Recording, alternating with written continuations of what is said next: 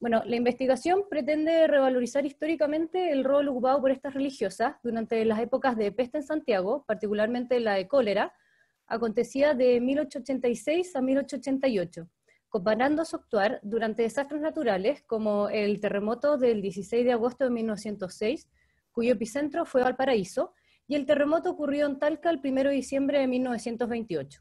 Así, se podrá observar el trabajo realizado por estas religiosas en diferentes tipos de catástrofes. La ponencia se dividirá en 3 partes. En la primera se expondrá la situación de la salud pública del país, con miras en Santiago, analizando el escenario hospitalario y epidemiológico. A continuación se observará el trabajo realizado por las vicentinas durante la epidemia de cólera en los lazaretos de la capital, finalizando con la observación de su actuar durante los terremotos mencionados anteriormente. Vamos a la primera parte. La atención salubre de mediados del siglo XIX consistió principalmente en aquella asistencia brindada por los hospitales, dispensarías y hospicios, sumándose las vacunaciones contra la viruela. Si bien a lo largo del siglo la capacidad de atención y la cantidad de establecimientos y de políticas sanitarias fueron incrementándose, el estado general de la salubridad chilena dejaba mucho que desear, traducido ello en una alta tasa de mortalidad. Los estudios de Macarena Ponce León han postulado que de 1854 a 1875 la mortalidad general aumentó de un 32 por 1000 habitantes a un 43 por 1000, bordeando la cifra de los 50 por 1000 habitantes al final del siglo, de acuerdo a las investigaciones de Rafael Sagredo. La esperanza de vida de los chilenos rodeó entre los 27 y 30 años de edad, y la población infantil, los menores de 7 años, fue la más afectada, presentando una tasa de mortandad del 60.4%, siendo la más elevada del mundo occidental, europeo y americano. Para el año 1864, Chile contaba con 29 hospitales distribuidos a lo largo del país, atendiendo a un total aproximado de 40.900 enfermos, presentando una tasa de mortalidad hospitalaria que oscilaba entre el 15 y el 16%, aumentando hasta el 20% en épocas de epidemia. Acorde a las estadísticas hospitalarias, la enfermedad que más defunciones provocaba fue la tisis o tuberculosis. En el periodo de 1859 a 1883 se registraron 160.038 casos de tísicos en los hospitales del país, de los cuales falleció casi el 25%, siendo mayor la mortandad femenina que masculina. Le siguió la fiebre tifoidea, que a finales del siglo XIX alcanzó una mortandad de 46.9 por 100.000 habitantes, y aquí hay que hacer una advertencia, porque existió una confusión diagnóstica entre el tifo exantemático y la fiebre tifoidea, que solamente desde 1918 se logró diferenciar con precisión. Entonces este 46.9 por 100.000 habitantes puede estar erróneo, no puede ser totalmente verídico porque tiene esta confusión diagnóstica.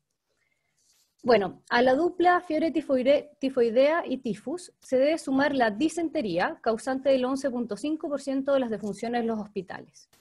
Sin embargo, una de las enfermedades que acosó indudablemente a la población chilena decimonónica fue la viruela, que reaparecía cada 4 años aproximadamente con diferentes intensidades.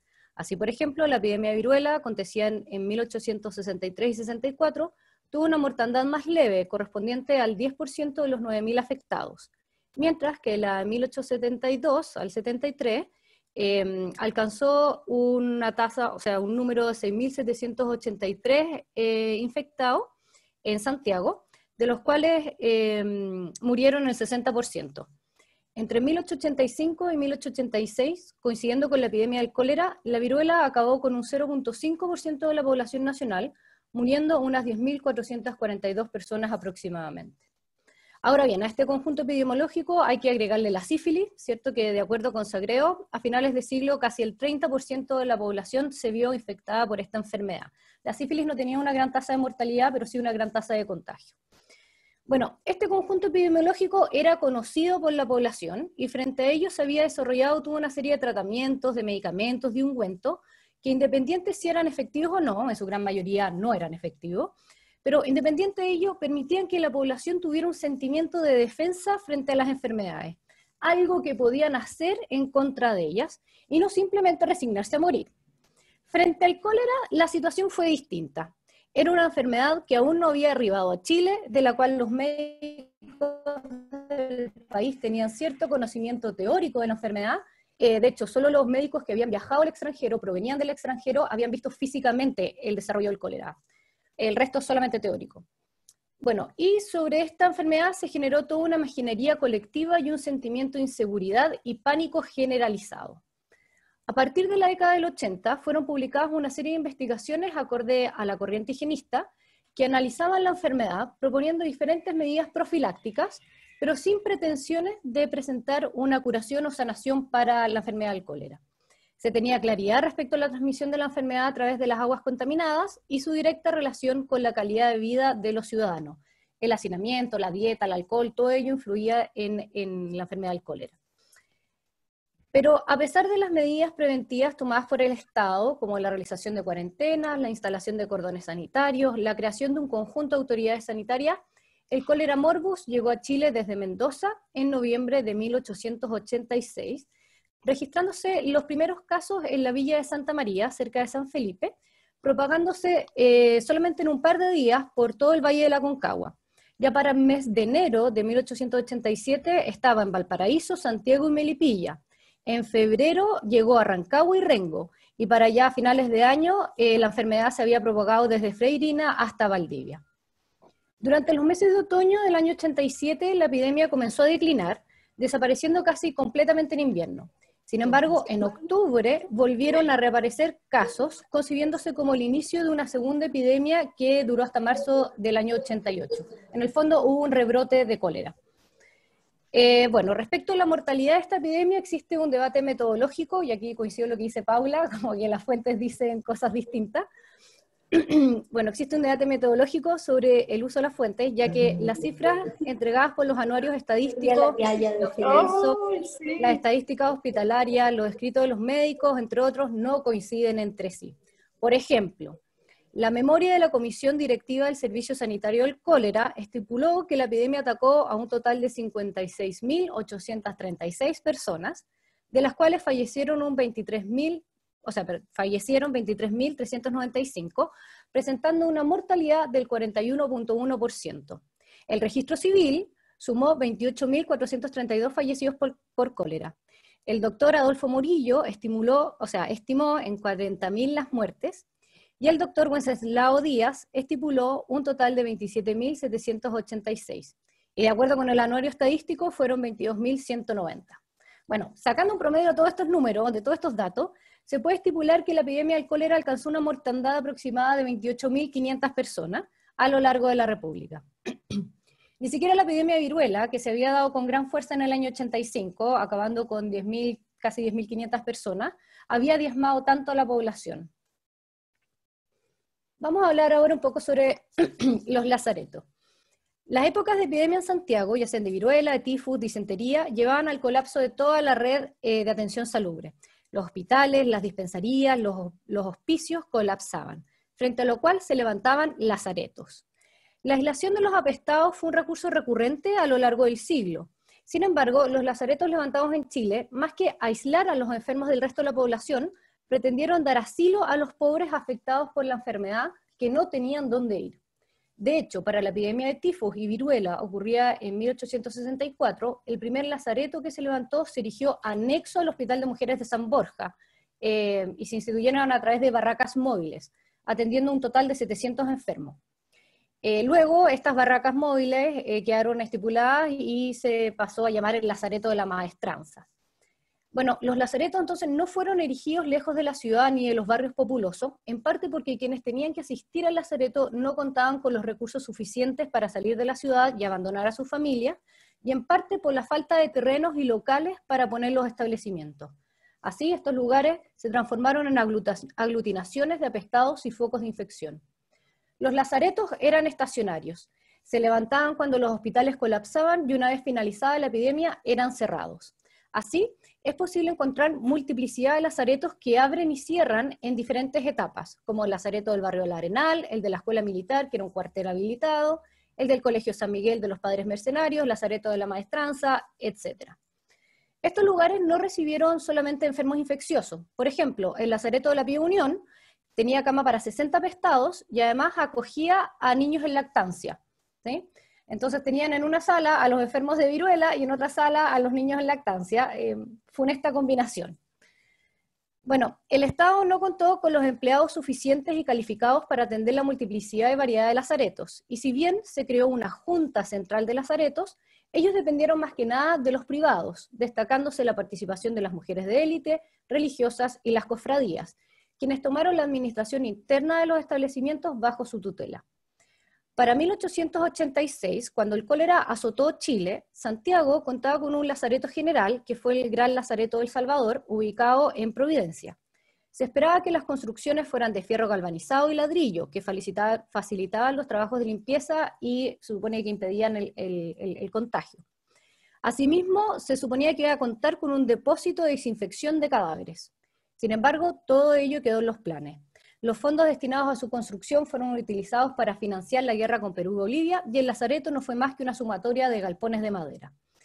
Los coléricos del radio urbano de Santiago fueron atendidos en el lazareto de la Maestranza, el lazareto del Camino de Cintura, que quedaba en calle Chiloé con Mata, el lazareto del Poniente en avenida Matucana con Mapocho. Bueno, y este lazareto es genial, porque eran unos galpones de ferrocarriles habilitados. Y el lazareto del norte o del cementerio, que este lazareto luego dio origen al Hospital San José, y se encontraba cerca del cementerio de Coléricos, que fue descubierto arqueológicamente el año 2003 mientras se hacían las construcciones de la Costanera Norte, ¿sí? Hay un paper excelente que se llama Vías Mínimas y Muertes Anónimas, que describe el descubrimiento de este cementerio y los trabajos arqueológicos realizados en Santiago. Bien interesante. Vamos ahora a hablar sobre las Hijas de la Caridad. Arribadas a Chile en marzo de 1854, las Hijas de la Caridad tomaron bajo su tutela la dirección interna de los hospitales de San Juan de Dios y San Borja, expandiéndose rápidamente por el país, llegando a ser una de las congregaciones religiosas más numerosas. Ya para comienzos del siglo XX es posible encontrar a más de 300 vicentinas repartidas por todo Chile. Las Hermanas Grises, como se les llamó popularmente, contaron con los conocimientos necesarios para la atención y administración de los hospitales. Si bien su preparación fue resultado de un saber empírico, regido por la experiencia a través de los años, sometido a prueba y error, también se sumaron a los avances médicos decimonónicos, insertando sus conocimientos dentro de la medicina científica francesa. Si bien las hermanas pudieron adquirir y actualizar sus conocimientos técnicos y prácticos en medicina, farmacología y cirugía gracias a su trabajo directo con los médicos, para el tema del cólera interesa de mayor manera los manuales de medicina y enfermería escritos por médicos y miembros del Movimiento Clínico de París, dirigidos específicamente a las religiosas enfermeras. La epidemia de cólera, que afectó gravemente a París en 1832, hizo que los médicos tratasen sobre la enfermedad en estos manuales de medicina. Así, por ejemplo, en uno de los manuales más famosos, escrito en 1836 por los médicos de la Escuela de Medicina de Nantes, que es este manual de aquí, se instruían las religiosas respecto del cólera, realizando la diferencia sintomática entre el cólera morbus ordinario y el cólera morbus asiático, que este es el que llega a Chile, así como el tratamiento correspondiente a cada uno de ellos. Del mismo modo ocurre con el Manual Anual de la Salud, Medicina y Farmacia Doméstica, escrito por el Dr. Raspel. En estos textos se recomienda el uso de acetato de amoníaco para recuperar el calor de los cuerpos afectados, también el uso de acetato de plomo, que se le llamaba extracto de Saturno. Esto lo mezclaban con 1 gramo de opio y dividían las dosis en 2 dosis diarias, y eran entregadas cada media hora a los enfermos. Asimismo, se recomendaba realizar 3 o 4 enemas diarios, y la aplicación de sangrías en caso de que la enfermedad empeorara. Todo esto lo hacían las religiosas. Junto a ello, el intercambio epistolar entre las religiosas permitió que se conocieran y compartieran las noticias de la difusión de la enfermedad, las percepciones sobre ella, el orden implementado en los establecimientos dirigidos para combatirla y las diferentes recetas utilizadas. De hecho, en los anales de la Congregación de la Misión, que están publicadas las cartas de las religiosas, es muy interesante ver cómo el cólera va avanzando entre los países y cómo estas religiosas se van comentando entre ellas qué recetas usar, cómo están organizando los establecimientos. Al final uno puede ver como a nivel internacional, ¿cierto?, la pandemia del cólera. Bueno, entonces las vicentinas que llegaron a Chile ya conocían el cólera, habían tenido experiencia práctica y teórica sobre este, por lo que no enfrentaron la enfermedad con la misma perspectiva que el resto de la sociedad. Desatado el cólera en Santiago y levantados los primeros lazaretos y ambulancias, la Junta de Beneficencia solicitó a las vicentinas tomar bajo su tutela el lazareto de la Maestranza y el lazareto del Cementerio. Fueron 20 hermanas encomendadas a tal tarea, entre las que se destacaron las francesas y españolas, quienes poseían mayores conocimientos de la enfermedad que las hermanas chilenas. Se hace una selección de religiosas que atienden los lazaretos. Resulta importante advertir que durante las epidemias de viruela, tifus y disentería, las vicentinas habían tomado bajo su cargo la dirección del lazareto e incluso levantaban ambulancias con sus propios medios, por lo que dirigir internamente los lazaretos durante el cólera no era una situación novedosa para las hermanas, sino que más bien continuaron con una práctica heredada de las epidemias anteriores. El trabajo de las hermanas consistió en la organización interna de los lazaretos. Debían dirigir el ingreso de los enfermos, la asistencia diaria, la dirección del personal, los enfermeros, veladores, la cocinera, lavandería, todo quedó en manos de las religiosas. Asimismo, las religiosas debían realizar la distribución de los medicamentos y de las comidas. Acompañaban al médico en las visitas y administraron el abastecimiento de alimentos y medicinas enviados desde los hospitales. Esto es interesante porque al comienzo de la epidemia del cólera, las religiosas no estuvieron encargadas del abastecimiento y se empezaron a robar las cosas, se empezaron a robar los alimentos, los remedios, entonces ahí pusieron a cargo a las hermanas. Interesante resulta que para esta epidemia existió una comunicación mutua entre los lazaretos y ambulancias atendidas por las vicentinas a lo largo del país. Ellas debían informar a diario, vía teléfono o telégrafo, al director de las Hijas de la Caridad, el sacerdote Justin Delaunay, o a la superiora Sor Marta Briquet, que es la de la foto anterior. A esta última, a Sor Marta Briquet, la Junta de Beneficencia le costeó la instalación de un teléfono particular para que pudiese comunicarse con todos los establecimientos a cargo de las hermanas. Las informaciones recolectadas por Sor Marta eran comunicadas a la Junta de Beneficencia en Santiago y gracias a ella se podía tener una idea general del desarrollo de la epidemia a nivel nacional. Bueno, si bien durante la epidemia fueron publicadas diferentes recetas para el tratamiento del cólera, en las fuentes y archivos consultados no he podido determinar cuáles eran los seguidos por las religiosas en Chile. Se supone que siguieron los tratamientos indicados por los médicos, pero queda la interrogante sobre aquellos lazaretos donde los médicos no estaban presentes o iban pocas veces a la semana, como fue el caso del lazareto en Chillán, que los médicos iban de repente cada 2 semanas a visitar el lazareto, y estaba a cargo de las religiosas. Entonces queda ese interrogante. 2 minutos. Súper. A diferencia de las epidemias frente a las cuales las vicentinas se encontraron preparadas teóricas y prácticamente con tiempo suficiente para actuar, construir y organizar, los terremotos que debieron enfrentar puso a prueba su capacidad organizacional, debiendo dirigir labores de rescate, atención a los enfermos, levantamiento de ambulancias y puestos de socorros. Todo ello contra el tiempo en ciudades derrumbadas, carreteras cortadas, enfrentando problemas de abastecimiento y saqueo. El terremoto del 16 de agosto de 1906, de 8.2 grados, que duró cerca de 5 minutos con epicentro en Valparaíso, derrumbó todos los hospitales de la ciudad. Las religiosas fueron las primeras en organizar las labores de rescate dentro de estos establecimientos. De hecho, la superiora del Hospital San Agustín, Soy Pernat, dirigió el rescate de los enfermos atrapados en el hospital, al mismo tiempo que organizaba una ambulancia en la capilla del establecimiento que no se había derrumbado e ingresaba nuevos heridos al hospital. La misma noche del terremoto se organizó una ambulancia en la Gran Avenida, en Plaza de la Victoria, quedando a cargo de Sor Aurelia, una hermana chilena. Uno de los servicios que más dificultades ofreció para establecer esta ambulancia fue el de la alimentación de los enfermos. Gracias a la cooperación de Sor Aurelia, Sor Elena y Sor Rosario, que fueron ayudadas por el contador de la Armada, don Carlos Jonet, pudieron evitar los saqueos y abastecer a gran parte de la población. El Hospital Salesianos también quedó a cargo de las religiosas vicentinas Sor Matilde y Sor Amelia. Del mismo modo ocurre con el terremoto de 1928 en Talca, que fue de 8.3 grados y que derrumbó gran parte de la ciudad. Las religiosas organizaron a los enfermos en las calles, ya que gran parte del hospital había sido derrumbado, al tiempo que cooperaron en la atención de las ambulancias. Para este terremoto fueron enviadas 10 religiosas desde Santiago, llevando desde la capital alimentos y remedios, organizando ollas del pobre a lo largo de la ciudad. De esta manera, las religiosas enfrentaron épocas de desastres epidemiológicos y naturales, prestando un servicio al país que no ha sido suficientemente analizado y valorizado históricamente. Conocer su historia permite comprender con mayor profundidad el funcionamiento y desarrollo de la salud pública chilena decimonónica, observando la multiplicidad de actores que cooperaron en el progreso de la salud pública del país. Muchas gracias.